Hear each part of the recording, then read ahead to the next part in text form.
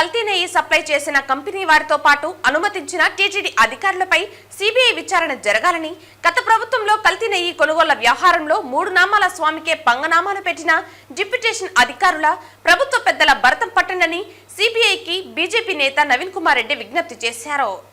ఈ సందర్భంగా ఆయన మాట్లాడుతూ టీటీడీలో కొనుగోళ్ల కమిటీకి సంబంధించి GM procurement, TTD board members, FA and సిఏఓలు టెండర్ ఫైనలైజ్ చేసిన తర్వాత సప్లైకి అనుమతులు ఇస్తారు. బోలేబాబా, వైష్ణవి డైరీ, ఏఆర్ డైరీలకు నెయ్యి సప్లైకి అనుమతులు ఇచ్చిన అధికారులు ఎవరు? వారిని సిబిఐ విచారణ చేస్తే నమ్మలేని నిజాలు వెలుగులోకి వస్తాయన్నారు. టీటీడీ స్టోర్స్ లో సుదీర్ఘ కాలంగా పనిచేస్తున్న కొంతమంది సిబ్బంది, సప్లయర్స్ అవతారమెత్తి కాంట్రాక్టర్లతో కుమ్మక్కై నాసిరకం ముడి సరుకులు కొనుగోలు చేసిన దానిపై కూడా సిబిఐ సమగ్ర విచారణ జరిపించాలన్నారు.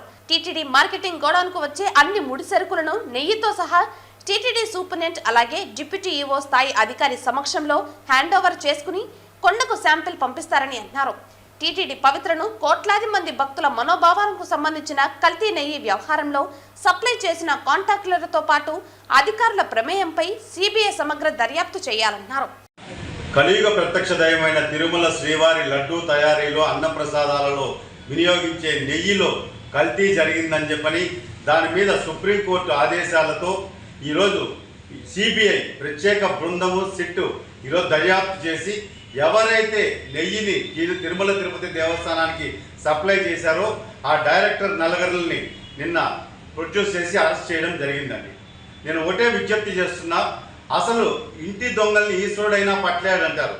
ఈరోజు ఎవరైతే నెయ్యిని అక్కడి నుంచి సప్లై చేశారో నెయ్యిని ఈ తిరుమల తిరుపతి దేవస్థానంలో ఎవరు అనుమతించారు? ఈ నెయ్యి నాసిరకం నెయ్యి కాదు, అద్భుతమైనటువంటి నెయ్యి అని చెప్పి ఎలా వీళ్ళు శాంపుల్స్ని ఓకే చేశారన్న దాని మీద సమగ్రమైనటువంటి లోతుగా అధ్యయనం చేస్తే అసలు దొంగలు ఎవరైతే సూత్రధారులు ఉన్నారో ఈ నెయ్యి కుంభకోణంలో కోట్లాది రూపాయలు 3 నామాల వాడికే పంగనాలు పెట్టినటువంటి ప్రభుత్వాలు, గత ప్రభుత్వంలో ఉన్న వాళ్ళంతా కూడా బయటికి వస్తారు. దీనిలో ప్రధానంగా మనం చూడాల్సింది అక్కడ పనిచేస్తున్నటువంటి సిబ్బంది సుదీర్ఘకాలంగా పనిచేస్తూ వాళ్ళే ఈరోజు సప్లయర్ల అవతారం ఎత్తారండి. దాని మీద విచారణ ప్రారంభించండి. అదేవిధంగా జీఎం ప్రొక్యూర్మెంట్, తిరుమల తిరుపతి దేవస్థానం ఏ ముడి సరుకులు కొనాలంటే GM procurement tenders call far చేస్తారండి. ఆ తర్వాత బోర్డు మెంబర్స్ కూడా దీనిలో కమిటీలో ఉంటారు. వీళ్ళతో పాటు ఎవరైతే టీటీడీ ప్రధాన గణాంకాధికారి ఎఫ్ఏ అండ్ సిఏఓ కూడా ఒక మెంబర్గా ఉంటారు.